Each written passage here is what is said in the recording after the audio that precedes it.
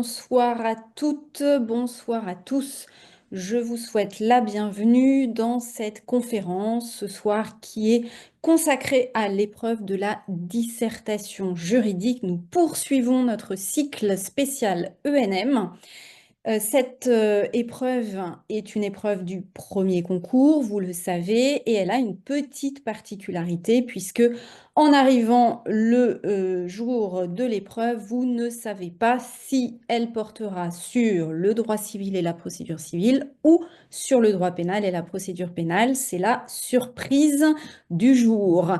Et donc, nous allons ce soir parler méthodologie pour vous donner des conseils sur les attentes du jury pour réussir cette épreuve. Et nous allons nous appuyer sur le sujet qui est tombé au concours de 2024, qui portait donc sur le droit civil et la procédure civile, et plus spécifiquement encore sur la procédure civile. Ce soir, pour animer cette conférence, je reçois Mehdi Kébir. Bonsoir Mehdi. Bonsoir Fanny, bonsoir tout le monde. Je te remercie beaucoup d'animer cette conférence. Mehdi est lui-même magistrat, il sait donc de quoi il parle et donc je lui cède la parole pour cette présentation de l'épreuve de la dissertation juridique. Mehdi, c'est à toi. Merci beaucoup Fanny pour ces quelques mots de présentation et bonsoir à tous. Moi je suis donc magistrat depuis quelques années maintenant, essentiellement donc en matière pénale, mais aussi dans certaines matières civiles, et notamment je préside ce qu'on appelle la procédure orale moins de 10 000 euros. Donc voilà, ça met en plein dans la question de la procédure civile, y compris aussi, on le verra tout à l'heure, sur la question des modes amiables qui sont devenus bien évidemment le quotidien de nos juridictions. C'est ce qu'on fait beaucoup en ce moment, notamment avec la nouvelle procédure, on l'évoquera tout à l'heure, la fameuse ARA, l'audience de règlement amiable. Donc, des choses qui sont extrêmement actuelles.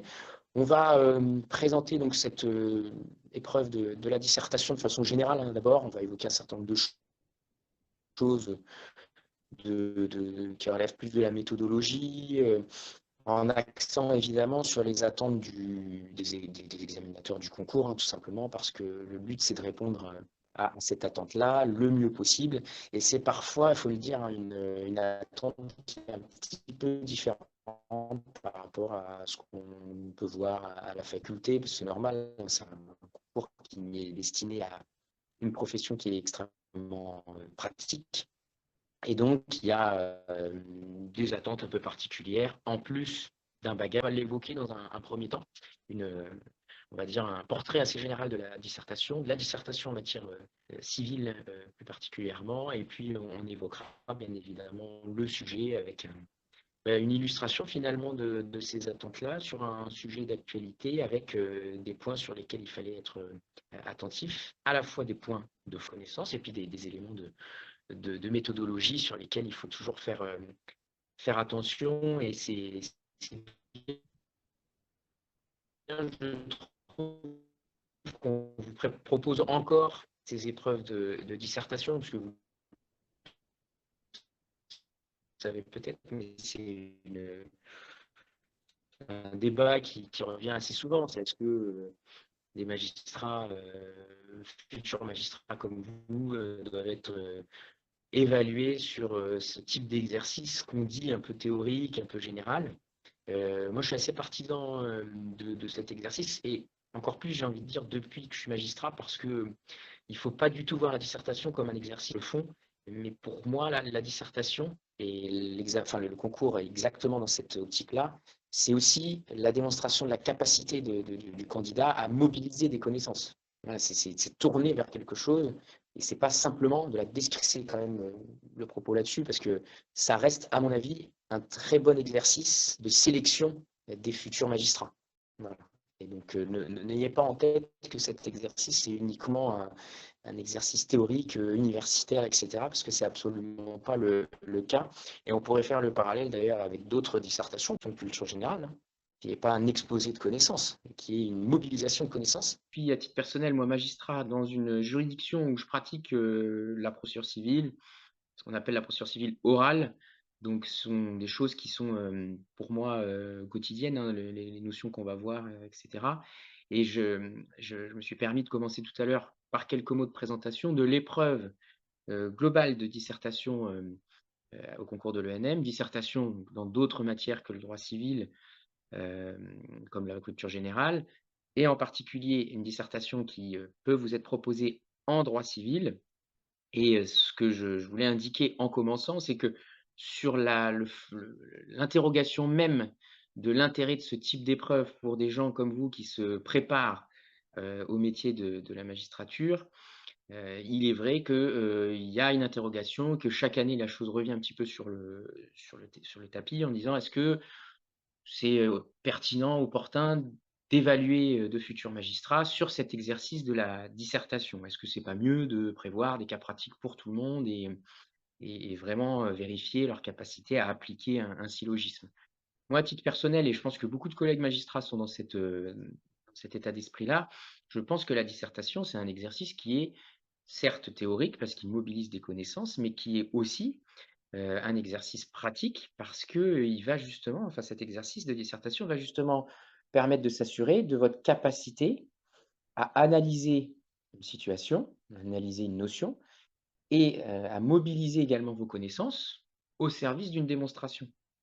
Or, ce que je viens de vous dire là, analyser une situation, mobiliser des connaissances, pour intervenir sur une situation ou donner son avis sur, une situation, bah, c'est précisément le métier de magistrat.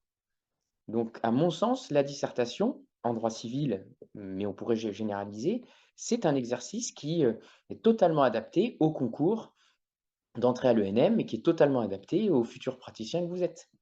Et je pense qu'en abordant comme ça la dissertation, vous allez déjà répondre en quelque sorte aux attentes, des examinateurs, c'est-à-dire comprendre ce qui est attendu de vous dans un exercice de ce type pour un concours de ce type. Et c'est pas toujours la même chose, même s'il y a une cohérence, hein, il y a quand même en globalité une cohérence, c'est pas toujours les mêmes attendus qu'à la faculté, par exemple, où la dissertation va avoir peut-être, d'autres objectifs que la dissertation, lors du concours d'entrée à l'ENM. Donc ayez bien ça en tête, c'est pour moi un exercice très pertinent, qui permet la sélection finalement des candidats à l'entrée, à l'ENM. Et je pense que l'envisager comme ça, cet exercice, c'est déjà abandonner l'idée que la dissertation juridique, en matière civile notamment, c'est un espèce d'exposé de connaissances, très descriptif, où on montre qu'on sait. En fait, une dissertation, c'est pas que ça. C'est-à-dire, il faut montrer des connaissances, mais le but est évidemment tout autre, et il faut comprendre l'objectif de cet exercice pour pouvoir répondre justement aux attentes, des examinateurs. Et vous allez le comprendre donc avec le sujet qu'on va travailler, le sujet du juge et l'amiable, la dissertation du juge et l'amiable.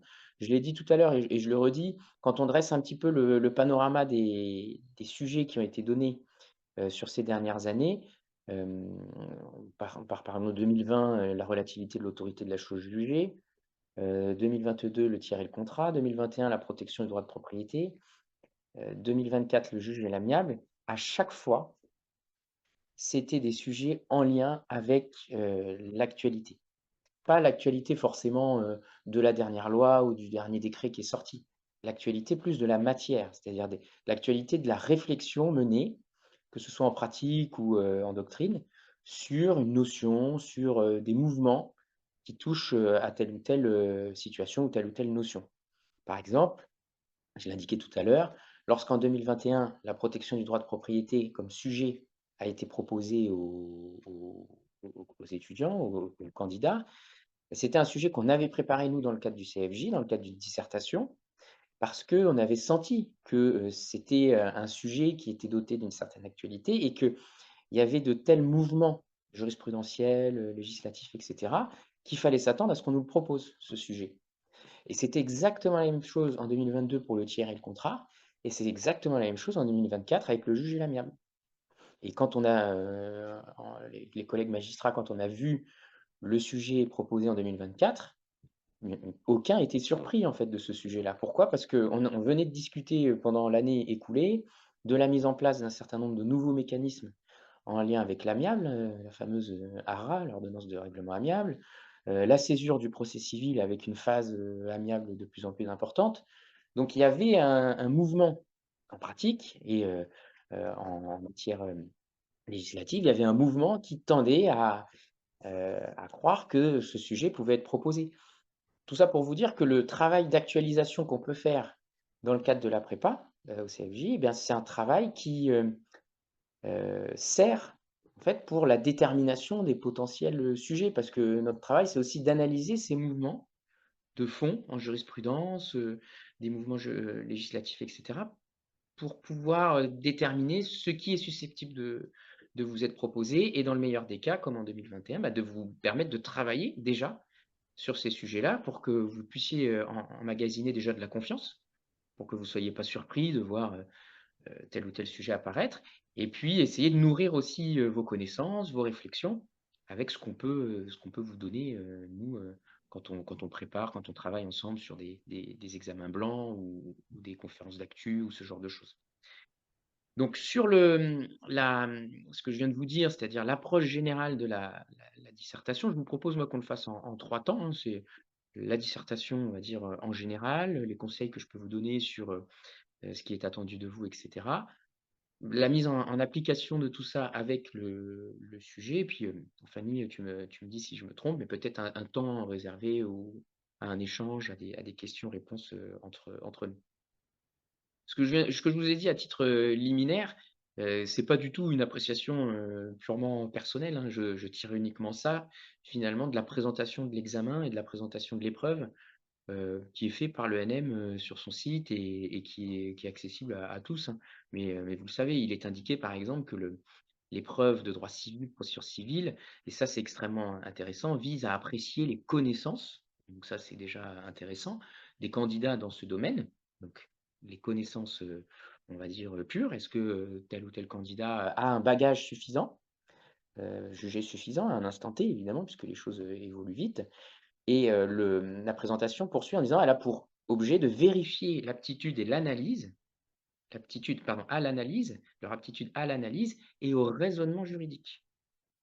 Donc c'est pour ça que je disais que la connaissance pure est nécessaire, mais pas suffisante, que ce qui va être apprécié, ce qui va être, jugé, c'est votre aptitude à l'analyse et au raisonnement juridique avec, la présentation poursuit en disant ainsi qu'une capacité à proposer des orientations, une capacité à proposer des orientations argumentées et opérationnelles, mais ça c'est, ce qui est tout enfin, comment dire? C'est la finalité finalement de ce qui vous est demandé. Donc je veux bien, insister là-dessus parce que à mon avis, c'est faire la moitié du chemin que de savoir ce qui vous est demandé et ce qui est attendu de vous, pour que vous puissiez pas partir enfin ne pas partir plutôt dans l'incertitude.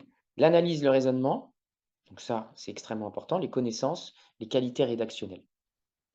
Beh, ces 3, on va dire ces 3 valeurs, l'analyse, le raisonnement, les qualités rédactionnelles, les connaissances, si on veut rajouter les connaissances, ces 4 valeurs, c'est notre travail au quotidien, dans, tous les tribunaux de France. La connaissance, la mise en application de ça avec une analyse du dossier, avec une analyse, un raisonnement juridique qu'on va développer, et une qualité rédactionnelle. C'est-à-dire qu'il faut être capable, quand on veut être magistrat, bah, d'exposer clairement les choses, de répondre clairement à une problématique et ça, j'ai envie de vous dire, c'est presque ce qui est le plus difficile finalement. C'est-à-dire être complexe, illisible, bah, c'est assez facile, hein, surtout dans notre domaine, juridique où les choses sont en soi complexes. Rendre ce qui est complexe intelligible, clair, accessible, ce qui est attendu de nous parce qu'on rend des choses concrètes, hein, des décisions concrètes. Et ça, c'est un petit peu plus difficile, je pense, à maîtriser, mais ça se travaille, ça s'apprend. Et puis, il y a quelques conseils qu'on peut vous donner, je vous les donnerai tout à l'heure, pour justement faciliter cette, lecture et rendre les choses intelligibles sur le fond, mais pas que, hein. Il y a aussi, la forme qui est extrêmement importante dans ce type d'exercice puisque il faut aussi penser au fait que l'examinateur, bah, il va en lire beaucoup des sujets des compositions, des dissertations et donc, si vous lui facilitez la vie, et la tâche en ayant une copie lisible, claire, relue, avec, une structure, qui apparaît et des lignes claires comme ça qui apparaissent, déjà l'appréhension, elle est positive. l'appréhension de votre copie, elle est positive. Je trouve que les étudiants et les candidats au concours ont trop tendance à négliger cet aspect de clarté, de lisibilité, heu, d'accessibilité même formelle, du contenu de leur copie. Et quand on est de l'autre côté, quand on corrige justement, on sait que c'est en réalité un aspect qui est extrêmement important. Donc voilà, pour les quelques mots de présentation de l'épreuve en général. Et puis si on rentre un petit peu dans le vif du sujet sur la dissertation, en matière, civile, là, il faut, partir finalement pour moi, hein, dans une dissertation qui doit être réussie, il faut partir de choses assez concrètes. Vous avez dans une dissertation juridique un sujet qui est posé, heu, de telle façon. Par exemple, là, c'était le juge et l'amiable, le tiers et le contrat, c'est une façon de présenter qui oriente déjà, d'une certaine façon, la manière dont on veut que le sujet soit traité. D'accord? C'est pas, le juge face à l'amiable, c'est pas, l'amiable mené par le juge, c'est le juge et l'amiable. Donc la première des choses, à mon avis, hein, pour bien appréhender une dissertation, c'est déjà de, lire le sujet correctement, de pas se précipiter et d'essayer déjà peut-être de faire un travail en en préalable, hein, sur l'intitulé même. Est-ce que ça marque une confrontation? Est-ce que ça marque une comparaison? Est-ce que ça marque un mouvement? Est-ce que, il y a, une tendance, comme ça qui se dégage? Ou est-ce qu'on vous demande de prendre un un parti, d'emblée? Vous voyez? Ça pourrait être par exemple, le juge face à l'amiable. Là, on a une confrontation qui est un petit peu différente d'un sujet tel qu'il a été proposé l'année dernière, le juge et l'amiable. D'accord? Où là, on a un aspect qui est un peu plus neutre et on va essayer de comprendre comment une notion répond à l'autre, mais sans présupposer. D'accord? Donc premier conseil, la lecture du sujet et peut-être un travail déjà, d'analyse à ce stade-là sur l'intitulé, même. Donc il y a un certain nombre de catégories, on va dire, de sujets qui se dégagent, vous savez, les sujets type comparaison, les sujets type, évolution, hein, ça pourrait être, le juge est l'amiable, aujourd'hui, ou le juge est l'amiable depuis, 1804. Vous voyez? Ça peut être, différents types, de sujets et pour bien l'appréhender ce sujet, il faut partir de là. Là, on avait un sujet qui était, un peu plus neutre, qui était plutôt du type, comparaison et le juge et l'amiable, on va essayer de voir, ce que l'un peut faire à l'égard de l'autre, ce que l'un apporte à l'autre et cetera. On a une neutralité par le fait qu'on a 2 notions qui sont, placées à égalité, le juge et l'amiable. Ensuite donc après la lecture du sujet, hem, à l'étape d'après, dans une dissertation de droit civil, c'est, la mobilisation des connaissances. La mobilisation des connaissances et là, j'ai envie de dire, c'est à vous de prendre votre temps sur cet aspect, particulier, de ne pas vous précipiter sur la résolution ou sur la comment dire? La construction d'un plan et cetera. Il y a une phase qui est indispensable quand on veut traiter une dissertation juridique et encore plus une dissertation en droit civil où les choses sont assez techniques, c'est, de se poser un petit peu sur le brouillon et d'essayer, de faire une espèce vous savez, hem, de mobilisation de connaissances, mais, de façon même, un peu spontanée. C'est-à-dire, quelles sont les idées ou les notions qui me viennent en tête comme ça spontanément? Même si on va en écarter un certain nombre, hein. Au moins, mettre tout sur le brouillon, le papier. Alors qu'est-ce que ça m'évoque? Le juge amiable, bah, telle chose, les préalables de conciliation. Qu'est-ce que j'ai vu dans le cadre de mes révisions, dans le cadre de ma préparation, qui évoque ce sujet? Mais à mon avis, et c'est un conseil que je vous donne, embrassant à ce stade assez large, hein. De ne pas vous limiter à un aspect du sujet. Essayez d'être le plus complet possible.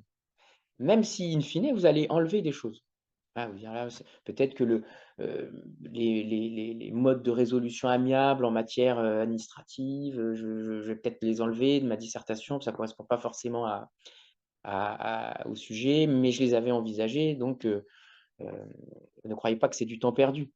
En fait, vous avez à ce stade, quand vous posez les choses sur le brouillon, une étape indispensable de mobilisation, oui, de recensement finalement de toutes vos connaissances sur le sujet. Et ça, je trouve que c'est une étape qui est souvent négligée. C'est-à-dire que la première chose que font la plupart des candidats, quand ils ont le sujet, ils cherchent un plan.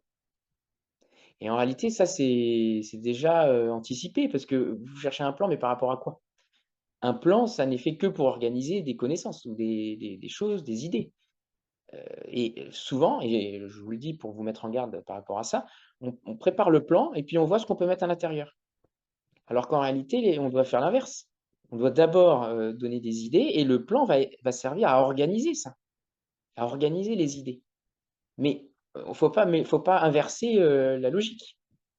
Et on est tous pareils, hein. Moi, quand j'étais étudiant à votre place, 2e année, je faisais la même chose. Je cherchais un plan, le meilleur plan possible et puis après, j'essayais de le remplir. Et puis petit à petit, on comprend que finalement, bah, le plan, il est au service de notre démonstration et pas l'inverse. Le plan, il n'étouffe pas notre démonstration. Et donc à ce stade, on parle même pas de plan. Le plan, c'est pas encore, d'actualité, au stade de la mobilisation des connaissances. Donc, on rassemble ces connaissances, pour moi, il faut le faire de façon, quand même de façon, assez structurée. C'est-à-dire certes, vous pouvez mettre toutes les idées que vous voulez, mais essayez de raisonner, peut-être par, catégorie ou par, sous-matière en disant: «Bah, j'ai révisé le droit de la famille, alors qu'est-ce que ça m'évoque en droit de la famille? J'ai révisé le droit, patrimonial, qu'est-ce que ça m'évoque? J'ai révisé, le droit des obligations, qu'est-ce que ça m'évoque?» et cetera. Essayez vraiment de raisonner par rapport à votre programme de révision parce que, il ne faut pas non plus aller au-delà de ce qui vous est demandé dans le programme de révision et de vous perdre justement dans des choses qui sont, pas hors sujet, mais qui sont hors programme. D'accord? Par exemple, quand on parle du juge et de l'amiable, est-ce que l'arbitrage fait partie de ce sujet-là? On peut se poser la question. Est-ce qu'on n'est pas déjà, au-delà du sujet tel qu'il est présenté? Même s'il y a quelque chose de cet ordre-là, un espèce de mode alternatif, hein, l'arbitrage, heu, on est peut-être au-delà du sujet quand on évoque cette notion-là. Donc le plus simple à mon avis, c'est de partir, de votre programme de révision, hein. En matière de contrat, qu'est-ce que ça m'évoque en matière de famille, en matière de filiation, de biens et cetera et d'essayer de brasser, voilà, ce programme-là pour être le plus complet possible. Alors évidemment, là, on est poussé avec un sujet de ce type vers, la procédure civile parce que ça reste le terrain un petit peu propice de ces types de mécanismes amiables. Mais à mon avis, dans un sujet comme celui-ci, c'était une erreur que de se centrer uniquement sur la procédure civile, en faisant abstraction, de mécanismes qui peuvent exister, par exemple en matière, on le verra tout à l'heure, familiale, en matière, prud'homale. Parce qu'il y a des phases amiables qui sont organisées au sein de ces procès-là. Donc, à ce stade, je pense que c'était un petit peu, risqué de vraiment se dire: «Bah, c'est un pur sujet de procédure civile, je vais voir, c'est une fin de non-recevoir quand on respecte pas ce préalable et je vais axer là-dessus». Le but, c'est aussi de raisonner le plus largement, possible. Donc l'exploitation des connaissances, la mobilisation des connaissances et à ce stade, en tout cas sur le brouillon, on réfléchit, mais en étant quand même assez spontané dans ce que ça nous évoque. Après, il y a l'étape justement de tri des connaissances et c'est là déjà qu'on va commencer à construire, la structure, je ne parle pas de plan, hein, de la structure de sa dissertation.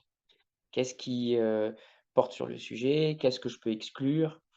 Quel, angle je vais choisir et cetera. Et ça, je veux juste m'arrêter une seconde là-dessus parce que c'est assez important, je trouve. Hem, on a souvent dans les dissertations des copies qui se ressemblent. Voilà, c'est on tous à peu près le même bagage, des connaissances quasiment, identiques, tous des masters un petit peu équivalents et cetera et donc il y a souvent vraiment dans la structure ou dans le contenu des choses qui se ressemblent, même parfois avec la phrase d'accroche, quoi. La phrase d'accroche est la même, la structuration est la même, le plan est quasiment le même et cetera. Faut pas oublier que ça reste un concours et que le concours, bah, c'est par définition, discriminant. C'est-à-dire le but, c'est d'être, un peu meilleur que l'autre. Voilà, c'est pas une compétition, mais c'est C'est-à-dire qu'il faut se détacher un petit peu de la masse, des copies. Je ne vous dis pas d'être, des originaux, qui vont, faire des argumentations ou des raisonnements, totalement loufoques, c'est pas du tout ça, mais l'idée, c'est peut-être de s'arrêter un petit peu et de se dire: «Est-ce que je reste à un niveau de connaissance, on va dire basique?» Voilà, en disant par exemple, bah, le juge, il doit, respecter des préalables amiables et puis il y a d'autres matières, où il y en a pas. Bon, on est à un niveau là qui est un peu, trop basique. Le but dans un exercice de ce type, c'est aussi, de démontrer sa capacité d'analyse comme on l'a dit et de pas avoir peur de prendre un parti en fait dans une dissertation. C'est-à-dire de développer une argumentation et une argumentation, ça peut pas être quelque chose de purement descriptif avec, vous savez, en un principe, en 2 exceptions. Si on fait ça, on aura peut-être, une note, on va dire minimum, on aura sauvé un petit peu les meubles, mais ce sera insuffisant pour se démarquer et montrer qu'on a peut-être un petit peu plus compris que les autres et qu'on maîtrise un petit peu plus l'exercice que les autres.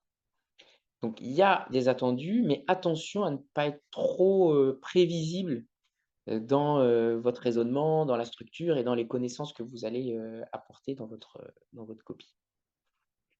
Ça évidemment, ça se travaille, heu et ça se travaille en essayant de comprendre, mais c'est le but de notre conférence et puis des conférences que vous avez dans le cadre de la prépa, en essayant de comprendre ce qu'on attend de nous et comment est-ce qu'on peut se démarquer. Et ce que je vous dis là, c'est le fruit aussi d'années et d'années de correction de copies où on voit à peu près toujours les mêmes défauts et puis, parfois on est hyper surpris de certaines copies qui là, sortent du lot et on se dit: «Voilà, là c'est quelqu'un qui a compris le but». Je pense que parfois, même souvent dans les copies de dissertation juridique, matière civile, le candidat ou l'étudiant en général, met en perspective un petit peu, de façon historique, le sujet, c'est-à-dire qu'il arrive à dire ce qui se passait avant et puis, que les choses ont un petit peu changé. Mais très rarement, le candidat va, mettre en exergue, l'actualité du sujet. L'actualité du sujet, pas au sens actualité pure ou du dernier arrêt qui est sorti. L'actualité du sujet au sens mouvement, au sens, du fond, c'est-à-dire pourquoi. Je pense que c'est une question que vous devez vous poser quand vous êtes confronté à un sujet de dissertation. Pourquoi est-ce qu'on me pose la question aujourd'hui? Pourquoi ce sujet-là n'est pas tombé l'année dernière? Pourquoi il n'est pas tombé il y a 5 ans? Pourquoi il n'est pas tombé il y a 10 ans? Qu'est-ce qui fait qu'il y a un concepteur de sujet qui s'est dit: «Tiens, ça pourrait être un sujet intéressant pour appréhender la faculté au raisonnement juridique». Et vous verrez qu'à chaque fois, et sur tous les sujets que je vous ai cités tout à l'heure, à chaque fois, ça correspond à des mouvements qui se jouent là, maintenant, actuellement. Des choses qui se trament parfois depuis quelques années, mais il y a une actualité particulière du sujet. Donc le conseil que je vous donne, c'est, quand vous faites cette mise en perspective, souvent historique, en disant: «Ben, en 1804, ça se passait comme ça et puis les choses ont évolué». Allez au bout de cette démarche et dites-vous: «Mais pourquoi est-ce qu'on me pose la question aujourd'hui? Qu'est-ce qui fait que le sujet est particulièrement intéressant aujourd'hui?» Et là, vous allez rentrer dans l'argumentation, dans le raisonnement et là, je peux vous assurer que le concepteur du sujet, s'il voit ça, il va se dire: «Ouais, c'est quelqu'un qui a compris, où on voulait en venir et qui est pas simplement dans l'exposé de connaissances». Alors c'est pas facile à faire, hein, mais ça se travaille. En tout cas, moi, ce que je vous conseille, c'est au moins de vous poser cette question. C'est-à-dire de ne pas la négliger, de ne pas la mettre de côté et de se dire: «Mais je vais m'arrêter 3 secondes sur, le but de ce sujet-là. Pourquoi est-ce qu'on me l'a posé? C'est un sujet qui doit être, actuel. Est-ce que c'est débattu actuellement? Est-ce que ça fait l'objet d'une actualité sociale, juridique, sociale au sens, général?» Par exemple, quand on vous pose la question du droit de propriété, le juge face au droit de la propriété, on est au-delà de la préoccupation purement juridique. On est dans un mouvement, beaucoup plus social, sociétal, quoi. Donc il faut se poser cette question-là. Quand on pose la question du tiers et du contrat, c'est la même chose. C'est la même chose. Il y a des enjeux extrêmement importants et il faut chercher l'actualité du sujet avant de se lancer dans la rédaction et dans la construction du plan. Donc on essaie de savoir et de déterminer le pourquoi et ensuite il y a ce travail qu'on va faire de problématisation. Parce que c'est avec cette question et cette réflexion sur, le sujet, le pourquoi et cetera, qu'on va se dire: «Mais c'est ça qui va me permettre de problématiser ma dissertation, de problématiser le sujet». Et alors là, on arrive souvent, 90% des copies, à ce qui fait défaut. C'est-à-dire une problématisation du sujet qui est insuffisante. Insuffisante parce que le candidat ou l'étudiant va nous faire une belle introduction et puis d'un coup va se mettre à dire, il est intéressant pardon de, s'interroger sur, mais sans lien avec ce qu'il a dit avant. C'est-à-dire qu'il est posé par principe qu'il est intéressant de. Et là on se dit: «Oui, mais peut-être qu'il est intéressant, mais ce qui va avant me montre pas en quoi est-ce que c'est intéressant». Et là on voit que le candidat il est souvent gêné parce qu'il n'arrive pas à montrer en quoi c'est intéressant. Et bien un travail de problématisation, c'est ça. C'est intéressant parce que c'est intéressant de se poser la question, parce qu'il y a tel mouvement, parce qu'il y a une évolution, parce qu'aujourd'hui, la question se pose différemment par rapport à, il y a 10, 15, 20 ans. Et quand sur les copies, on met, travailler la problématique ou la problématisation du sujet, c'est ça. C'est essayer dès cette étape-là de la dissertation, de montrer que votre copie, ça va être une démonstration, un raisonnement. Et pas un simple exposé de connaissances, juridiques. Et j'ouvre une parenthèse à ce stade, c'est pas parce que en fait, c'est justement parce que la problématisation va être intéressante et va choisir un angle et un raisonnement, une démonstration particulière, qu'à mon avis, vous n'êtes pas obligé à l'exhaustivité dans une dissertation. On n'attend pas de vous que vous épuisiez le sujet, que vous ayez tout dit, qu'après, votre dissert, il y ait plus rien à dire sur le sujet, pas du tout. Ce qu'on attend de vous, c'est de mener une dissertation d'un point A à un point B, de mener un raisonnement d'un point A à un point B. Quitte à faire des choix sur, les choses que je vais exclure, les choses que je ne vais pas forcément évoquer dans le détail, que je vais, évacuer très vite en intro et cetera. Mais une copie de ce type sera toujours plus valorisée qu'une copie, de pure, connaissance, avec pas forcément de oui, de ligne de comment dire? Oui, de fil rouge, en fait, c'est ça le terme que je cherchais, c'est de fil rouge dans votre démonstration. Et donc cette étape-là de la problématisation et de la réflexion sur la problématique, c'est une étape indispensable sur laquelle vous devez passer un peu de temps. Vous devez passer un peu de temps parce que tout dépend de ça. Votre plan, votre contenu, le raisonnement que vous allez adopter, tout dépend de la problématisation du sujet. Et donc, c'est là que j'en viens au plan, c'est une fois qu'on a problématisé et qu'on a, développé ou mentionné ces connaissances, et ben, qu'on va pouvoir les organiser. Les organiser sous la forme d'un plan avec des intitulés clairs, et cetera. Donc finalement, le plan n'arrive à la fin de ce travail-là de préparation.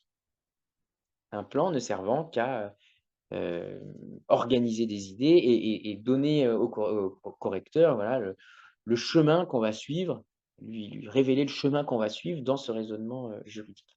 Alors un plan, classique, hein, une partie de sous enfin de parties, de sous-parties, mais il y a quelques copies qu'on voit, même des bonnes copies, avec des plans un peu plus, originaux, 3 parties, par exemple. Moi, je conseille d'être un peu plus, peut-être un peu plus, classique, hein, sur ce type d'exercice, avec, des intitulés clairs, apparents, et cetera. Pas forcément rentrer dans le détail, vous le savez, la structuration avec, des sous-parties et cetera, mais de rester sur quelque chose de clair et apparent. Je dirais quelques mots tout à l'heure des intitulés et de la façon dont on annonce tout ça.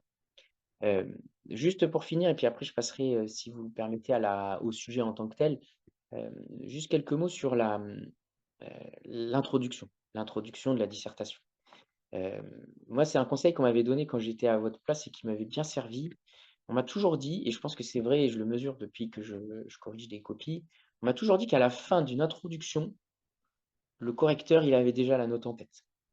Voilà, il sait ce qu'il va mettre. Après, il peut infirmer un petit peu ou augmenter un petit peu, mais il sait, que ça va être une bonne ou une mauvaise copie. Une copie basique ou une très bonne copie, à la fin de l'introduction. C'est-à-dire que cette étape-là, je trouve qu'elle est trop négligée, dans les dissertations de droit civil notamment ou de procédure civile, elle est trop négligée par les candidats. C'est-à-dire qu'on a, l'impression que c'est une étape un peu faite rapidement et vous savez, un peu à la hâte parce que, on ne sait pas trop où on veut aller et cetera. Je pense que vous devriez, être très attentif justement à cette étape, et de vous dire: «Il faut qu'à la fin de mon intro, le correcteur, il ait peu de doute sur ma compréhension du sujet. Donc pas du tout de doute sur ma compréhension du sujet, et cetera. Donc ça veut dire déjà quelque chose de, bah, qui est assez étoffé, on va dire même en termes de contenu, de substance, hein. Ça doit pas faire 10 lignes, rapidement comme ça en disant: «Il est intéressant de réfléchir à ça». Non, ça doit être quelque chose d'assez, dans une copie, assez étoffé, quoi. Et puis une introduction conçue, comme vous le savez, en entonnoir avec, des étapes obligées, enfin une progression dans le raisonnement, mais quelque chose de structuré, d'intelligible et qu'on voit en tant que correcteur au moins que vous y avez accordé de l'importance. Moi, en tant que correcteur, c'est toujours quelque chose que je valorise, c'est-à-dire une dissertation sur laquelle l'étudiant ou le candidat, il s'est donné du mal et il a, essayé de produire quelque chose de construit, d'intéressant. D'accord? Et à l'inverse, les copies dans lesquelles l'introduction est un peu trop hâtive, c'est toujours des copies où on se dit: «Bon, je suis pas sûr qu'il ait bien compris ou elle ait bien compris la méthodologie». Exactement. Pas oublier, je vois le la délimitation du sujet et les intérêts du sujet. Finalement, c'est en lien avec ce qu'on disait tout à l'heure, hein, sur l'actualité du sujet, c'est ça, c'est l'intérêt du sujet, exactement. C'est l'intérêt, aujourd'hui et pas avant, aujourd'hui et pas, forcément demain, du sujet et la délimitation, ça, c'est souvent ce qu'on voit dans les copies. Je trouve que c'est un réflexe qui est très bon, c'est la définition des termes du sujet. Voilà, la définition des termes du sujet. On sait qu'on le voit que vous avez souvent le souci de dire, et de donner des définitions, de proposer des définitions sur les notions. Le juge, l'amiable. Voilà pour ces quelques mots. Alors les conseils, plus globalement avant de passer à l'étude justement de cette épreuve-là. Les conseils, moi, que je peux vous donner déjà sur la forme. La forme, c'est d'être, très, attentif justement à proposer une copie structurée, intelligible, claire, avec, c'est tout bête, hein, mais, de l'espace entre les parties, une construction qui est bien faite avec des transitions, des chapeaux introductifs. Avoir au moins, un squelette, on va dire, de sa copie qui est bien présentable, lisible, clair et cetera. Voilà, ne négligez pas ça parce que des copies, mal écrites où, les parties sont, voyez, vous avez des gros blocs de développement, sont lourdes à lire. On en lit beaucoup et ça devient, au fur et à mesure, on est un peu moins, attentif et puis on est un peu moins conciliant par rapport au début. Donc, ayez déjà ce souci de la forme, j'ai envie de dire, de proposer quelque chose, de clair, lisible et de structuré. Ensuite sur le fond, voilà, les conseils, je vous les ai déjà donnés, mais d'être, en capacité de montrer qu'il y a une argumentation que vous développez du grand 1A au grand 2B, et qu'il y ait un fil conducteur entre tous ces développements-là. Voilà, que vous puissiez pas à un moment mettre votre 2B à la place de votre 1B, que ce soit pas interchangeable tout ça. Parce que c'est lié dans la démonstration et il y a une progressivité dans la démonstration. D'accord? Moi, le conseil que je vous donne sur le fond, une fois que vous avez rédigé, déjà, ne vous interdisez pas, par exemple, de modifier le plan, une fois que vous avez rédigé, vous savez, un petit peu au brouillon, bah, vous dites: «Là, ça bloque un peu, je vais revoir un petit peu de choses». Ne vous enfermez pas finalement dans une seule, vision du sujet. Si vous voyez que ça bloque un petit peu, on peut y revenir et puis changer, ne serait-ce que l'intitulé pour qu'il soit plus clair ou changer la structure, mais ayez ce souci de la cohérence finalement de votre plan, c'est-à-dire le A, le B, sont rattachés au 1. C'est pas toujours le cas, on voit parfois par exemple des sous-parties qui ont plus rien à voir avec la partie, annoncée ou, on s'attendait à quelque chose, bah, c'est totalement autre chose qu'on voit. Enfin, ayez le souci de la cohérence, souvent ce que je dis, interne du plan. C'est-à-dire on confronte AB, est-ce que c'est bien le service du 1? AB, est-ce que c'est bien le service du 2? Est-ce que le 1 et le 2 sont, sur le même plan et se répondent ou est-ce qu'il y a une cohérence? Donc confronter aussi ces parties, ces sous-parties pour voir si c'est quelque chose d'intelligible et de fondé sur le contenu, en fait, c'est surtout ça. Si on met en application un petit peu tout ça par rapport au sujet qui a été proposé sur le juge et l'amiable, hem sur le corrigé qui vous est proposé, alors évidemment et je le dis d'emblée, c'est une des propositions qu'on peut faire, mais il y en a 1000 autres, d'accord? Ça dépend, de son appréhension du sujet, de sa lecture du sujet, aussi de son analyse et de ce qu'on veut transmettre en fait au correcteur. Moi, je pense que sur un sujet de ce type, le juge est l'amiable. Quand on repart de ce que je vous ai dit sur la définition des termes du sujet, l'intérêt du sujet, heu, ce sujet, il est intéressant parce qu'il marque justement une dualité, le juge et l'amiable, et non pas une opposition. C'est pas du tout, le juge, qui rejette l'amiable ou l'amiable qui, transforme totalement l'office du juge. Il faut être un peu plus nuancé que ça. Donc dès l'introduction finalement, le choix qui a été fait dans la rédaction de ce sujet, c'était de partir sur des choses assez, techniques d'emblée, pour montrer justement que c'est déjà un sujet technique de droit civil, hein, droit de procédure civile, heu et de pas partir sur quelque chose de philosophique, d'abstrait et cetera. Moi, je pars par exemple de l'idée que, le juge, c'est quelqu'un qui tranche les litiges conformément aux règles de droit, bon, et que c'est le code de procédure civile qui lui impose, c'est l'article 12. Voilà. Le juge tranche les litiges conformément aux règles de droit. C'est l'office juridictionnel. Voilà. Le juge dit le droit. Donc le juge dit le droit, ça veut dire que, en France en tout cas, le mode de résolution des litiges, c'est ça. Il y a, un litige qui m'oppose à mon voisin, si je vais devant le juge, eh ben, je vais, lui demander de trancher conformément aux règles de droit. Bah, là, ne serait-ce qu'hier, j'étais en déplacement sur les lieux d'un litige entre 2 voisins qui se sont pas d'accord sur un sapin qui fait 22 mètres, sur le terrain d'un des 2.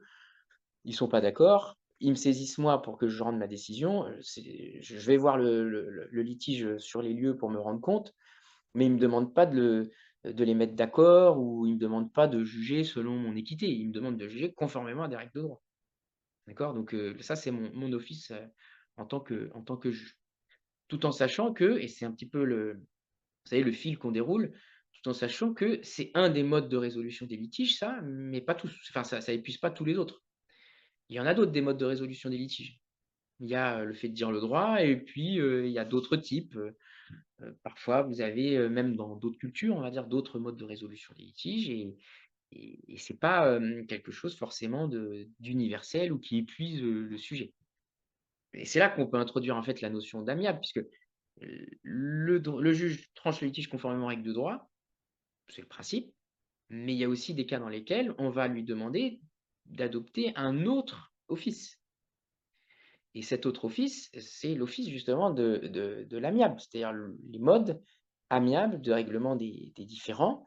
Et dans la correction que j'ai proposée, il y a cette délimitation des termes du sujet, définition des termes du sujet, en partant presque de l'étymologie en fait du mot. Amiable, c'est quoi? C'est amicus. Amicus, ça vient de quoi? Ça vient du terme ami. Et donc, le but, c'est de rapprocher les parties, et non pas de statuer au regard d'une règle objective, sans souci justement du rapprochement des points de vue.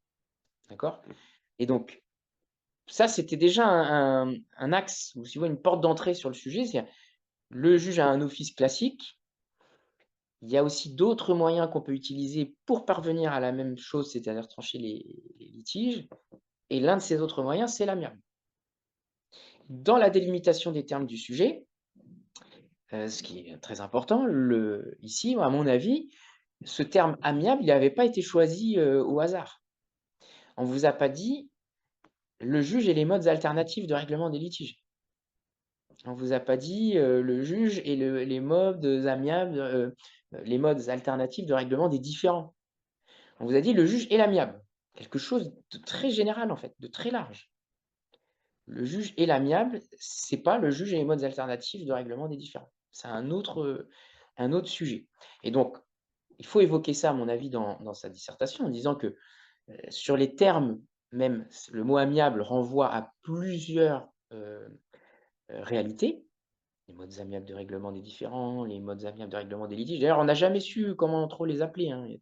Même en pratique, hein, on ne sait pas trop si c'est différent, litige, conflit. La doctrine nous dit que selon l'intitulé, ce sont des mécanismes différents, etc. Donc, il y a une espèce aussi de flou sur les termes qu'on peut employer. Et je pense que le concepteur du sujet, il avait vu ça. Et s'il vous propose de réfléchir sur le juge et l'amiable, c'est pas pour rien. Et vous savez, ça part aussi de l'idée, mais ça je l'avais mis dans la correction, que Et c'est une idée universelle pour le coup, un mauvais arrangement vaut mieux qu'un bon procès. C'est-à-dire qu'il y a l'idée que le juge est l'amiable, il y a l'idée que l'amiable, c'est souvent préférable en fait au juge. C'est souvent préférable à la voie juridictionnelle. Il vaut mieux un mauvais arrangement qu'un bon procès. Ça, c'est ce que disait Balzac, vous connaissez la formule, et c'est quelque chose de très intéressant dans l'idée. C'est qu'est-ce qui est mieux en termes de valeur entre l'un ou l'autre? C'est le juge ou c'est l'amiable? Et ben, dans ce qu'on voit aujourd'hui en pratique, et c'est pour ça que le sujet, pour vous dire, moi j'avais envisagé le sujet en voyant une affiche au tribunal où je travaille, qui faisait la promotion de l'amiable. Et cette promotion, ben, elle était faite, vous savez, par rapport à quoi? Par rapport au coût. Alors, on vous disait, l'amiable coûte moins cher. Préférer l'amiable, c'est toujours moins coûteux. Et ça, c'est une promotion qui est faite par le ministère. Comme si vous voulez, c'était préférable d'avoir même un arrangement, même s'il n'est pas très bon, par rapport à un bon procès. Donc, il y a ce mouvement-là qui est intéressant parce que c'est ça qui va nous permettre de problématiser le sujet. Pourquoi est-ce que ça nous permet de problématiser pardon, le sujet? C'est parce que pendant très longtemps en France, l'amiable a été un petit peu délaissé. Vous savez, 1804, la volonté d'uniformiser l'application du droit, de sécuriser l'application du droit. Un juge qui est placé à la suite de la Révolution dans un rôle d'application des règles de droit votées par le Parlement, expression de la volonté générale. Donc, un juge, finalement, en tout cas en France, qui est cantonné à un rôle, ce que certains ont dit dans les copies, et c'était vrai que c'était une référence attendue, un juge cantonné à n'être qu'une bouche de la loi. Voilà. Le juge, c'est qu'un organe finalement d'application du droit, quoi, d'application de la loi. Ça, c'est la conception qu'on a en 1804. Mais évidemment, depuis 1804, les choses, elles ont évolué et on a vu, par réformes successives, une espèce de retour en force de l'amiable, mais si vous voulez, par strate, quoi. On a ajouté des réformes par-ci, par-là, et ça a fini par donner un système aujourd'hui qui accorde une très large place à l'amiable. Et ça, je l'ai mis dans ma correction parce que quand je vous disais tout à l'heure l'actualité du sujet, c'est évoqué tel quel en janvier 2023, le garde des Sceaux qui, comment dire, qui décide de mener ce qu'il appelle une politique nationale de l'amiable.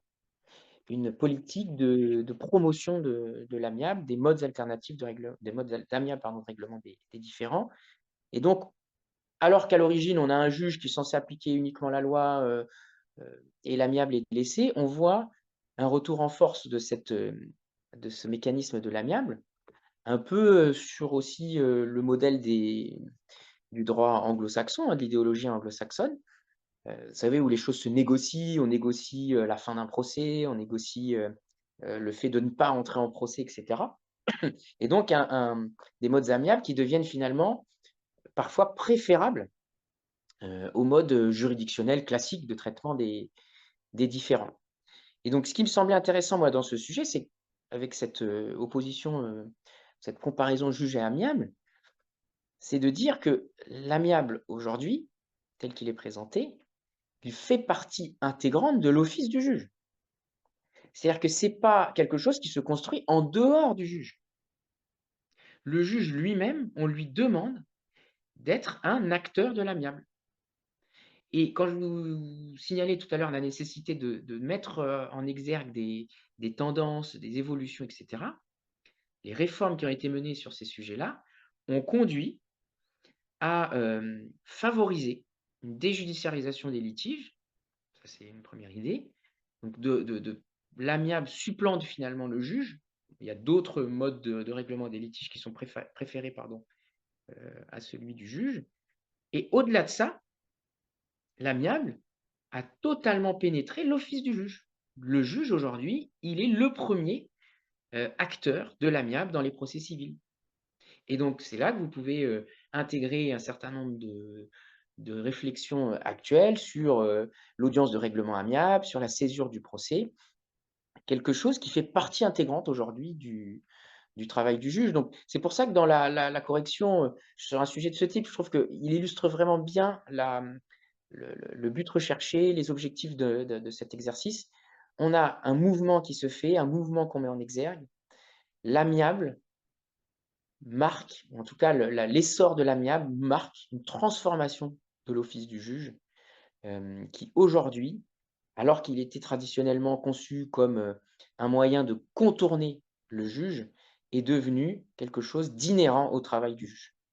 Et vous voyez, ce mouvement-là, c'est extérieur, mais ça devient interne finalement à la fonction du juge. C'est ça l'actualité du sujet. Et nous, on le vit au quotidien dans les juridictions, parce que quand il a été question, par exemple, de mettre en place la fameuse audience de règlement amiable, l'ARA, et techniquement, on a un président de juridiction qui est venu nous voir et dire: «Est-ce que tu veux être juge de l'amiable? Et toi, est-ce que tu veux être juge de l'amiable?» Et donc, on a des collègues qui ont dit: «Bah non, moi je veux pas, moi je très bien l'expérience». Et donc, c'est devenu notre quotidien. Moi, j'ai un collègue aujourd'hui qui fait ça quasiment à temps plein, alors que son office principal, c'était de trancher les litiges conformément aux règles de droit. Pour moi, c'est vraiment l'actualité du sujet. La problématisation, elle est là. Quand je vous disais tout à l'heure, la mise en perspective historique et l'actualité du sujet doivent vous servir à problématiser, c'est ça. La problématique, pour moi, c'était l'une des problématiques, la transformation de l'office du juge par un essor important de l'amiable. Et c'est pour ça que, pour schématiser un petit peu, j'arrive à une construction d'un plan qui est binaire, c'est-à-dire il y a l'idée d'un amiable qui est mené par le juge, bon, et un amiable qui est mené contre le juge. C'est-à-dire le juge porteur de l'amiable, acteur, et puis le juge qui est un petit peu contourné par l'amiable. Vous voyez, vous avez un mouvement de balancier comme ça, qui est pas, en fait, c'est pas principe exception, mais c'est un peu plus subtil que ça. C'est le juge acteur finalement, et puis le juge qui devient passif quand l'amiable entre en jeu. Tu me dis, hein, Fanny, si tu veux que j'axe par rapport au timing. Moi, j'ai tout le temps qu'il faut, hein. Tu me dis que Non, non, bah écoute, je te remercie de cette attention, mais je pense que nous pouvons déborder un tout petit peu, puisque nous avons fait un faux départ, entre il n'y a guillemets. pas inquiétude. Nous pouvons déborder un tout petit peu. Si jamais nos auditeurs devaient nous quitter précipitamment, sachez que le replay sera accessible dans les jours qui viennent, et donc vous pourrez rattraper la fin qu'il vous manquerait éventuellement. Mais je te confirme on peut déborder. Tu nous dis tout ce que tu dois nous dire, parce que je pense que ces propos sont d'un grand secours et d'une grande aide pour nos étudiants. Mais je te remercie. On va continuer alors sur cette lancée-là, parce que là, évidemment, on rentre un peu dans le vif du sujet, puisque c'est une illustration de ce qu'on disait tout à l'heure sur le fait qu'il nous faut une démonstration, et il nous faut un fil conducteur. Même si entre trois personnes différentes qui vont faire le même sujet, on peut avoir trois fils conducteurs et trois démonstrations différentes. Au moins, il faut que le lecteur de votre copie se dise à la fin: c'était intéressant, c'était construit, c'était intelligent, et il a réussi ou elle a réussi à mobiliser ses connaissances vers quelque chose d'actif, de dynamique, et pas simplement de descriptif. Donc d'abord, l'amiable par le juge. Là, concrètement, c'est le juge qui est acteur de l'amiable, qui anime l'amiable, qui organise l'amiable. Et je vous dirai tout à l'heure en quoi c'est important de commencer par là et pas par l'autre aspect. L'amiable par le juge. Alors, c'est quelque chose qui n'est absolument pas nouveau. Il faut être clair là-dessus, d'accord là-dessus. L'amiable, c'est quelque chose qu'on connaît depuis longtemps, qui existe depuis très longtemps, et qui n'était pas forcément aussi développé qu'aujourd'hui. Mais il faut être aussi modéré sur justement la grande actualité du sujet. Oui, c'est actuel, mais aussi des mécanismes qui existent depuis très longtemps, qu'on connaît et qu'on pratique depuis longtemps. Quand on fait un recensement un peu de ces connaissances, je vous disais tout à l'heure sur le brouillon, qu'est-ce que ça m'évoque l'amiable? Moi, c'est un travail que j'ai fait pour vous proposer cette correction, c'est-à-dire un peu ce qu'on fait, alors ça va parler à Fanny, ça, mais un peu ce qu'on fait dans les leçons de 24 heures, vous savez, d'agrégation, c'est-à-dire on réfléchit vraiment en totale liberté. Bah, l'amiable, moi, ça m'a évoqué tout de suite le pacte d'amiable composition, ne serait-ce que le mot, on le retrouvait. le pacte d'amiable composition qu'on voit, vous savez, de temps en temps en cours de procédure civile, mais on passe très vite dessus. Le pacte d'amiable composition, l'article 12 du Code de procédure civile. Vous savez, c'est cette capacité, cette faculté qui est donnée au juge de statuer comme amiable compositeur. On peut donner au juge la capacité, la faculté de statuer en tant qu'amiable compositeur. Donc, en gros, on dispense le juge de statuer conformément aux règles de droit et on lui dit, bah là, vous allez être un peu, entre guillemets, un espèce d'arbitre entre nous et puis vous allez statuer pas en équité, mais selon ce que vous estimez, vous, être le plus adapté à la situation. C'est ce qui est appelé parfois, vous savez, un arbitrage judiciaire.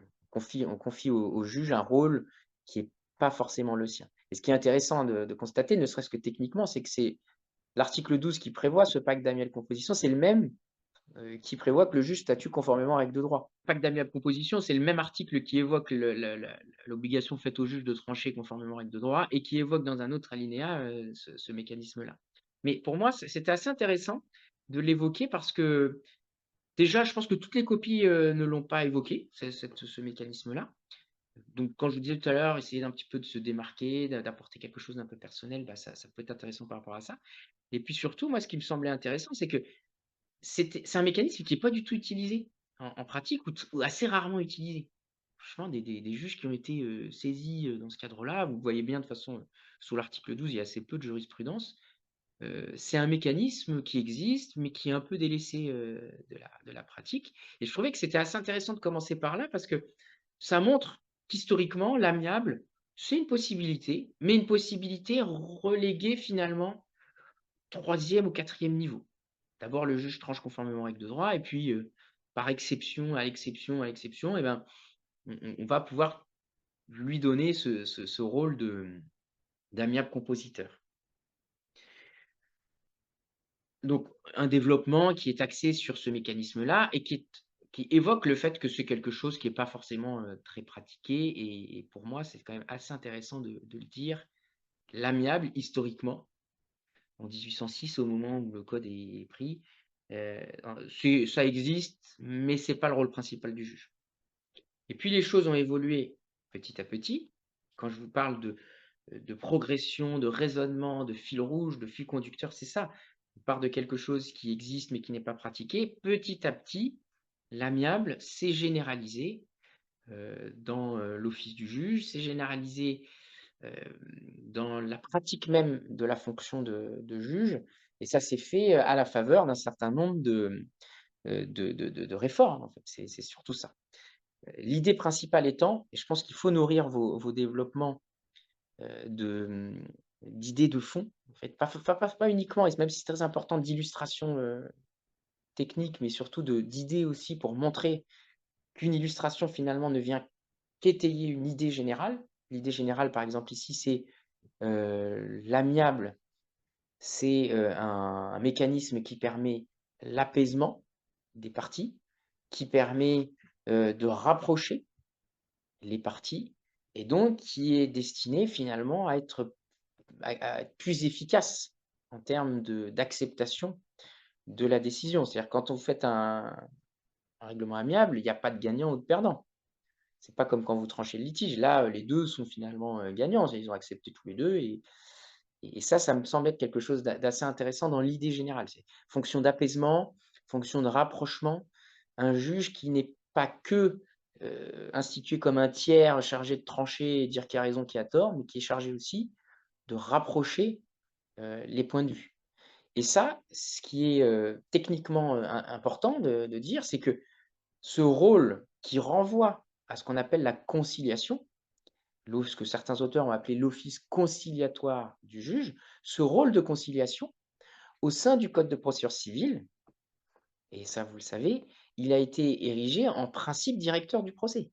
Il y a un principe directeur de conciliation. Et c'est quand même pas anodin que les promoteurs de la réforme, vous savez, ces années 70, la réforme du Code de procédure civile, en ont fait un principe directeur du procès. Donc, le juge, oui, il est chargé de trancher conformément aux règles de droit, mais il est aussi chargé d'opérer, ou de tenter au moins, d'opérer une conciliation entre les parties. Et comment ça prend, enfin, quelle forme ça prend, ça? Ça prend plusieurs formes. La première, le juge peut proposer aux parties de recourir à la conciliation, enfin, à tout moment. Il peut aussi enjoindre aux parties de recourir à la conciliation ou à la médiation. Et donc, on est à 2 niveaux de contraintes différentes. C'est-à-dire, un premier niveau, je propose, vous êtes libre d'accepter ou pas. Deuxième niveau, j'enjoins. Là, je contrains. Et ça, c'est, le rôle du juge dans chaque litige, dans lesquels il intervient. C'est-à-dire, moi, par exemple, en procédure orale, quand je tiens mes audiences, il y a à ma droite un conciliateur de justice qui est présent. C'est-à-dire que quand les gens viennent et que je vois qu'il y a une ouverture à la conciliation, techniquement, c'est ça, hein. Je propose aux parties de se retirer avec le conciliateur dans le bureau d'à côté et qu'ils reviennent avec un PV de conciliation si dans le meilleur des cas. Enfin, je veux dire, ça, c'est pour vous donner aussi une dimension pratique de ce sujet-là. Et quand je vous dis que ça fait partie de notre quotidien de magistrat et que c'est pas pour rien qu'on vous a proposé le sujet, bah là, si vous venez à mes audiences, vous le verrez, bah c'est la réalité de ce qu'on fait au quotidien. Donc, le juge propose, le juge enjoint. Ça, j'ouvre juste une petite parenthèse par rapport à ça. Vous voyez, par exemple, quand je vous disais tout à l'heure, les connaissances doivent servir une démonstration. Là, techniquement, bah, c'est un article du Code de procédure civile, hein. Article 127, article 128 du Code de procédure civile. On pourrait simplement se contenter de dire l'article prévoit ça, point. C'est pas ce qui nous est demandé dans une dissertation. Il nous est demandé d'évoquer des idées, de développer des idées et puis de prévoir donc des illustrations qui viennent étayer ces idées-là. Moi, quand je dis par exemple le juge, aujourd'hui dans son office, la conciliation est importante, c'est un principe directeur, bah, pour preuve, il y a l'article temps qui permet au juge de proposer la conciliation et un article temps qui permet au juge d'enjoindre à la conciliation. C'est-à-dire que l'exemple technique et pratique sert une idée générale. Et souvent dans les dissertations, on a les exemples pratiques ou les textes cités, mais pas l'idée générale que ça vient soutenir. Donc, c'est pour ça que je vous disais tout à l'heure qu'il faut concevoir d'abord sa problématisation, etc., avant d'évoquer les aspects techniques et précis de chaque dispositif. Donc, le juge peut mener cette conciliation. Il peut aussi confier cette charge à un tiers. On est toujours dans le sujet, hein, le juge est l'amiable. Le juge peut dire aux parties, écoutez, vous allez voir quelqu'un, pour essayer de tenter, enfin, pour tenter pardon, de régler votre différend. Et c'est précisément ce qu'on appelle la médiation judiciaire. La médiation judiciaire, c'est ça, c'est désigner un tiers qui va être rémunéré avec le consentement des parties pour tenter de régler le litige autrement que par l'application des règles de droit. Le juge, dit le Code de procédure civile, après avoir recueilli le consentement des parties, désigne le tiers chargé sous son contrôle de confronter les points de vue respectifs, etc. Mais ça, c'est une loi de 95. Vous l'avez dans le code, hein, cette loi, sous les articles 127 et suivants. Une loi de 95 qui a institué la médiation judiciaire comme mode alternatif de règlement des différends. Le juge peut désigner un médiateur et vous voyez, quand je vous disais que c'était des réformes par strate qui ont conduit à un essor de cette voie amiable, et ben là, on a l'exemple type de cette évolution. Donc ça s'est fait progressivement. Et ce qui est intéressant, c'est que cette médiation, qui est vraiment un mode maintenant qui est bien utilisé par la pratique, il y a même certains profs d'université qui sont spécialisés sur cette question-là, qui sont devenus eux-mêmes médiateurs dans certains domaines, etc. Donc c'est quelque chose qui est bien connu maintenant de la pratique. Cette médiation, elle peut être tentée, nous dit le code, devant toutes les juridictions de l'ordre judiciaire à tout moment de l'instance. Vous voyez, quand on prend juste cette partie-là, le juge peut tenter la médiation donc, devant toutes les juridictions et à tous les moments. On pourrait se dire que c'est anecdotique et bon, c'est une règle parmi d'autres, mais elle exprime déjà quelque chose, cette règle. Vous pouvez le faire devant tous les juges à tout moment. Qu'est-ce que ça veut dire si on pousse un petit peu la réflexion?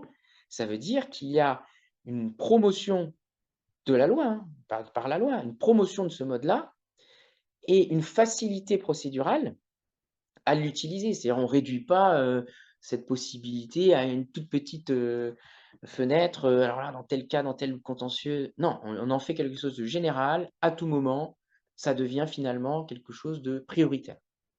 et une espèce de primauté accordée à l'amiable, y compris si le litige est bien avancé, enfin si le procès est bien avancé et que le juge voit une opportunité.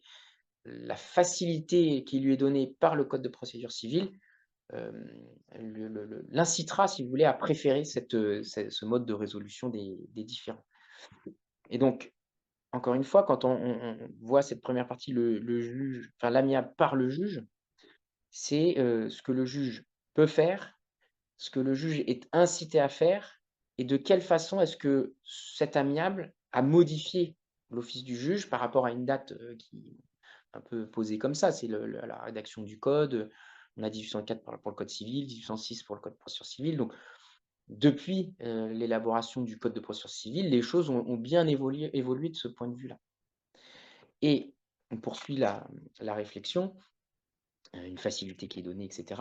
Aujourd'hui, cette faveur donnée aux modes alternatifs, aux modes amiables plutôt, on va dire ça comme ça, aux modes amiables, cette faveur qui est accordée aux modes amiables va jusqu'à conduire à bloquer en fait l'accès du juge.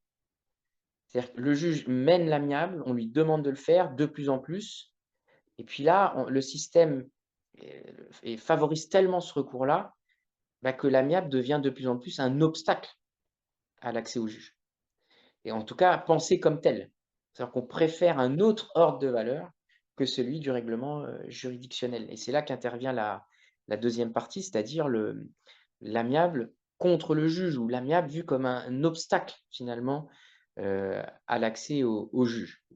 Et ça, à mon avis, c'est aussi intéressant pour montrer votre compréhension du sujet, c'est que l'obstacle qui est mis, c'est pas parce qu'on a peur du juge ou qu'on craint le juge. Je pense qu'il faut être un peu plus subtil que ça, parce que c'est parfois le juge lui-même qui va dire attendez, vous allez d'abord tenter un règlement amiable avant de venir vers moi. Donc il ne faut pas forcément penser que c'est quelque chose de négatif. C'est juste un état de fait. L'amiable aujourd'hui est érigé comme un obstacle à l'accès au juge. Donc comment est-ce que ça se traduit concrètement? L'amiable, c'est un préalable à l'accès au juge. C'est conçu comme un préalable, c'est-à-dire on bloque l'accès au juge en disant d'abord on a cette phase-là et ensuite on voit si on saisit ou pas le juge. Ça peut être un grand A, l'amiable comme préalable. Il y a énormément évidemment de choses à dire. Et puis l'amiable tel qu'il est conçu aujourd'hui, comme concurrent finalement du juge, c'est-à-dire un juge qui disparaît totalement dans son office juridictionnel au profit justement de ce mode de résolution des différends. C'est-à-dire on a aussi là une progression. C'est un obstacle parce qu'on le veut bien, donc c'est un obstacle parce qu'il faut tenter des choses avant. Et aujourd'hui, c'est un obstacle parce que si on pouvait éviter totalement le recours au juge, on le ferait parce que, et je vous l'expliquerai après, on y trouve un intérêt qui va au-delà du simple litige. Et c'est là qu'on peut donner aussi au correcteur du sujet l'impression qu'on maîtrise le sujet, mais pas uniquement dans sa dimension théorique, mais qu'on sait aussi lire entre les lignes d'une évolution législative. Je vous expliquerai juste après. Donc le juge, enfin le préalable, l'amiable comme préalable au juge, vraiment faire obstacle techniquement à l'accès au juge. Ça, historiquement, on connaît aussi, hein, c'est loin d'être une nouveauté. Les préalables de conciliation, il y en a dans plein de contentieux.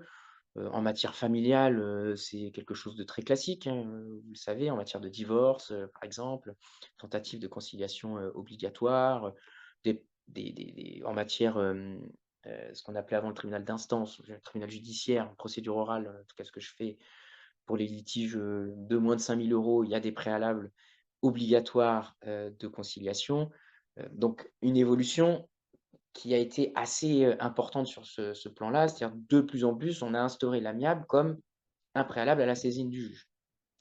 Alors, les codes l'ont fait dans certains domaines, les préalables de conciliation, par exemple, en matière familiale. Donc ça, je vous renvoie à la lecture du corrigé, hein, c'est l'article 373 2-13 du code civil, relatif à l'autorité parentale, par exemple.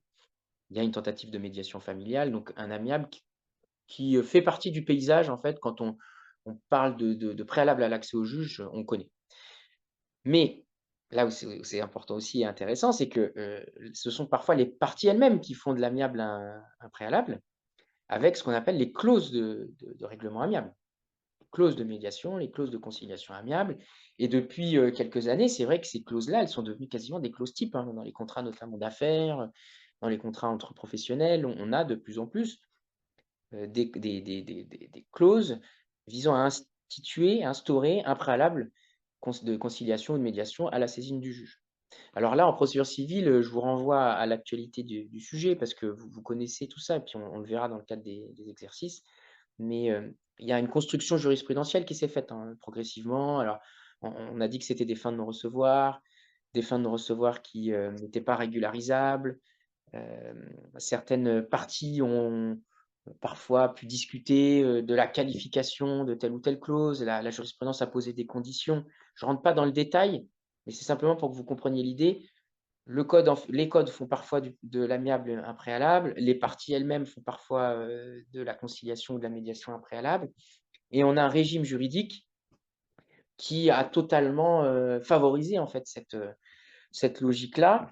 Je vous donne un exemple tout simple. Quand la Cour de cassation dit la clause de règlement amiable n'est pas régularisable en cour d'instance, c'est l'expression d'une très forte faveur faite aux modes amiables. C'est-à-dire, techniquement, il n'y a rien qui peut sauver une procédure entamée en méconnaissance d'un préalable amiable. Donc, quel message ça envoie aux parties? Vous n'avez pas le choix. Vous n'avez pas le choix, vous avez cette clause, le juge, en fait, son accès, il est bloqué. Même si en cour d'instance, vous voulez régulariser, c'est pas possible, nous dit la Cour de cassation. Donc, vous avez un régime juridique qui porte quand même une certaine idée de ce qu'on veut faire de ce préalable-là. Et j'ai envie de vous dire, dans vos connaissances, c'est comme ça, je pense, qu'il faut raisonner. C'est-à-dire, j'ai un dispositif technique, le préalable de conciliation, la clause de conciliation préalable, j'ai le régime juridique. Qu'est-ce que ça exprime? Ça exprime une faveur, ça exprime une volonté de bloquer, ça exprime la volonté de faire obstacle à l'accès au juge parce qu'on a prévu cette clause de conciliation. Vous voyez, de partir de la connaissance pure technique, de la rattacher à une idée générale. Faire cet exercice vraiment sur toutes les idées que vous avez posées au brouillon au préalable. Pareil pour, vous savez, la réforme qui a consisté à instaurer une tentative de règlement amiable pour tous les litiges qui n'excèdent pas 5 000 €. Voilà, une tentative de règlement amiable. Le code en a fait une fin de non-recevoir. Et nous, en pratique, on le vérifie. Dans chaque dossier, il y a un PV de carence, un conciliateur qui a été sollicité, des courriers qui ont été envoyés, qui n'ont pas donné lieu à des réponses, etc. Et donc, on peut nous saisir. C'est vraiment devenu, dans la pratique même, hein, un mécanisme, un automatisme. Je vérifie s'il n'y a pas eu d'abord un règlement amiable tenté pour tous les litiges inférieurs à 5 000 €. Donc ensuite, on peut développer, hein, mais je vous renvoie au corrigé sur toutes les clauses finalement qui instaurent ce préalable-là. On n'a pas d'obligation à l'exhaustivité, comme je vous l'ai dit. L'idée étant, de façon générale, de faire primer la volonté des parties sur l'accès au juge. Voilà, les parties l'ont prévu dans la clause, ça prime. Sauf que ça pose des questions. Ça pose de vraies questions en pratique s'agissant des droits fondamentaux. C'est toujours bien dans une copie d'accès à l'ENM, comme alors pour ceux qui préparent le CRFPA, de mettre des réflexions en lien avec les droits fondamentaux, parce que ça montre que vous savez que le droit européen, en tout cas la Convention européenne des droits de l'homme, est d'application directe, que ça fait partie de notre paysage juridique. Et quand je vous dis que ça pose des difficultés, est-ce que dans la réflexion là d'une dissertation de ce type, il était attendu de vous d'évoquer le droit à un procès équitable, le fait que chaque plaideur a un droit d'accès au juge garanti par l'article 6, paragraphe 1, à mon avis, ce n'était pas présent dans toutes les copies, mais les copies qui ont pu le faire étaient forcément valorisées parce que ça montre aussi votre capacité à faire des liens. Alors certes, on bloque l'accès au juge, mais est-ce que ça prive pas le plaideur du droit d'accès au juge qui est une composante du droit à un procès équitable? On peut se poser la question et de se dire, c'est une jurisprudence qui, de ce point de vue-là, pose question et les auteurs le font dans tous les commentaires quand il est question de cet essor de l'amiable finalement comme élément bloquant de l'accès au juge. Et puis pour finir, donc l'amiable comme concurrent, c'est-à-dire le juge qui est vraiment supplanté là dans son activité par, l'amiable et qui ne finit que par enfin le procès devient que, de l'amiable finalement et pas, l'intervention du juge, elle devient, quasiment inexistante.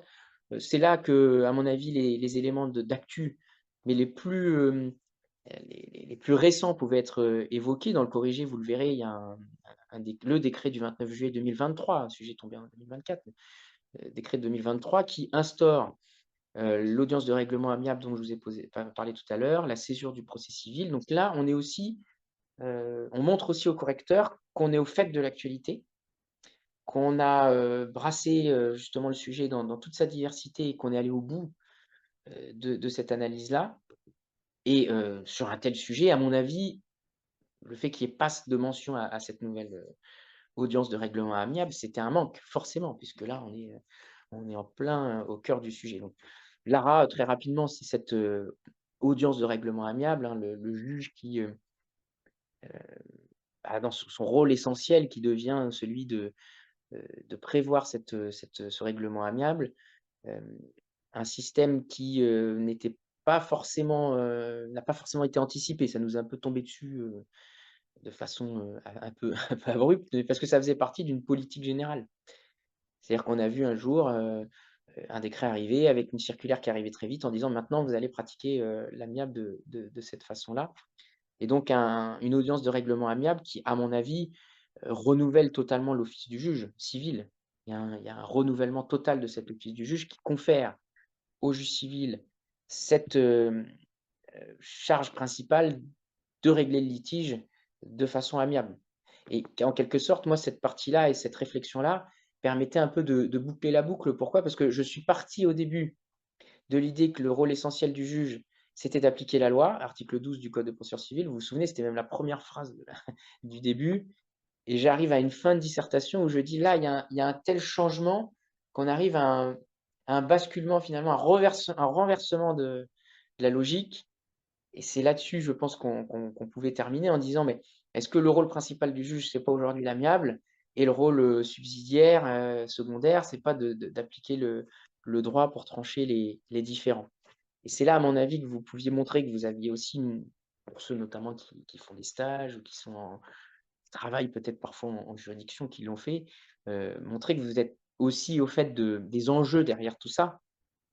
L'amiable, c'est quoi? C'est une voie de déjudiciarisation. Pourquoi est-ce qu'on déjudiciarise? Bah, parce que, il y a, une question de moyens aussi qui se pose. Tout ce qui n'est pas soumis au juge, bah, ce sera traité différemment. Ça permet aussi c'est aussi un mode de gestion du flux, contentieux.